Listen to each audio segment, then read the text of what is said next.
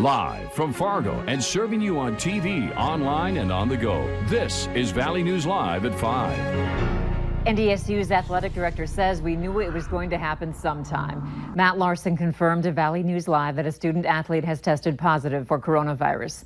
Larson wouldn't identify who it was, but said the person is doing better and is in quarantine for a couple of weeks. Larson adds the action plan they have in place seems to be working fine.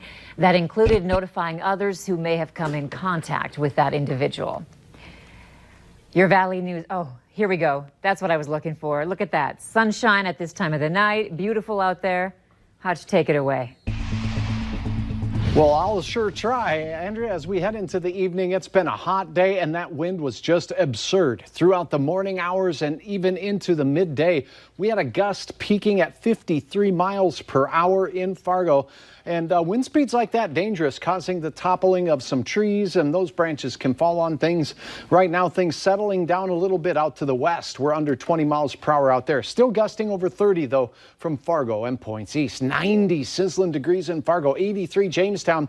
And as we take a look at the chances of storms, if we're going to see any tonight, they'll develop mainly in northwest Minnesota. Right now, though, the radar really lit up in Winnipeg, Manitoba, seeing thunderstorms that are quite strong. We'll keep our eyes on that. There'll be isolated storm chances in the north tonight. Fargo, hot, but look at that wind speed calming down for your dinner hour and beyond as we'll slide into the sticky 70s overnight. It's going to be pretty muggy. In Grand Forks, 86 degrees. More clouds and a chance for a renegade thunderstorm, but I think the best chance will be actually north and east of you in Grand Forks. Now, we do have some strong thunderstorm potential as we go through the week, and we have declared a first alert weather day for Wednesday. I'll have details on what we're thinking for that in just a few moments. All right, thanks, Hutch. Deputies in Hubbard County are looking for the driver of a Harley-Davidson who reportedly hit a deer, crashed in a ditch, and fled the scene of an accident. It happened last Tuesday evening, southwest of Park Rapids, Minnesota. The initial call was for a motorcycle that slid into a ditch and caught fire. Deputies later learned the motorcycle hit a deer. Anyone with information on the crash can call the Hubbard County Sheriff's Office at this phone number, 218-732-3331. An officer is recovering and an 18-year-old man is in jail after a shooting during a fight between the two. It happened around midnight when police tried to arrest 18-year-old Sumari Dashan Basi in St. Cloud. When he took off, officers later found him and tried to arrest him, and that's when he put up a fight and shot an officer with a handgun, police say. The officer was shot in the hand and rushed to the hospital. He's expected to be okay. Police never fired, but did eventually get the suspect in handcuffs. Basi is facing a second-degree assault charge. State health officials are confirming 22 new cases of COVID-19 across North Dakota. Of the new cases, 15 of them are in Cass County. There have been no new deaths linked to the illness, meaning the death toll sits at 74.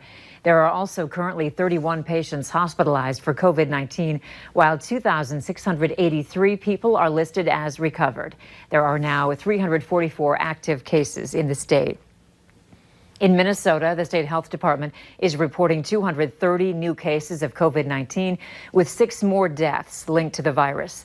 That brings the death toll to 1,304. 1,034 of the people who died were living in a long-term care facility. 230 new cases are being reported, bringing the active case count to 2,780. Over 26,000 people have now recovered. The World Health Organization is warning today that COVID-19 cases continued to rise, even in countries that had suppressed the first wave of the virus. The Director General cited rising infections in the U.S. and a resurgence of the virus in China. Almost 75% of recent cases come from 10 countries, mostly in the Americas and South Asia. However, we also see increasing numbers of cases in Africa, Eastern Europe, Central Asia, and the Middle East. Almost 8 million cases have been reported to the World Health Organization, with over 430,000 deaths. Protests continue in Atlanta today following the deadly police shooting of a black man Friday night. The prosecutor handling the case is considering criminal charges against the officer. His widow tells CBS News it was murder. The shooting comes amidst the nationwide outcry for police reform following the killing of George Floyd in police custody 3 weeks ago. Tom Hansen reports from New York.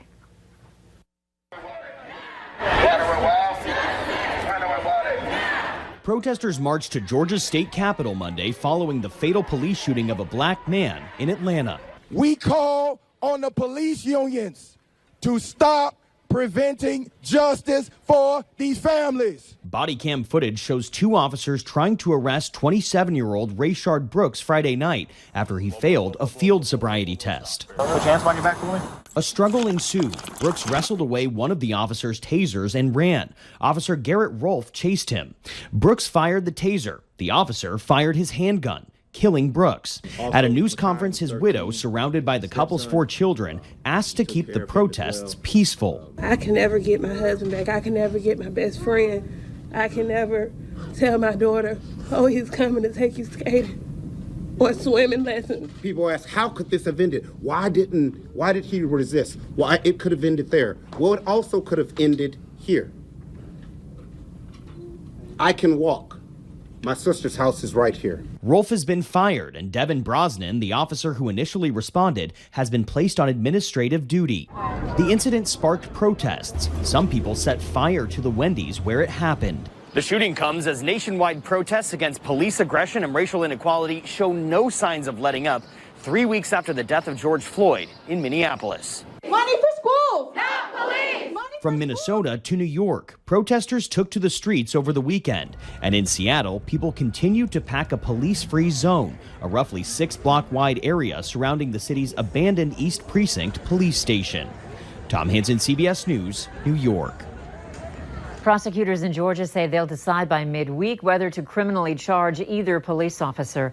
Atlanta's police chief has resigned. 2 marches will be happening in Fargo on Friday and Saturday, held by organizers of Black Lives Matter and One Fargo.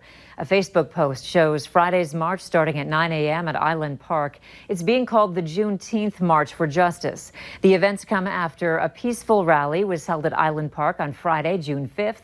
Details are limited, but both marches will end in the daytime, according to organizers. The Supreme Court rules the Civil Rights Act protects LGBT people from job discrimination. The justices deciding in 2 cases that a key provision of the 1964 Act, which in part bars discrimination based on sex, also covers sexual orientation and transgender status. The ruling allows LGBT people to sue for workplace bias.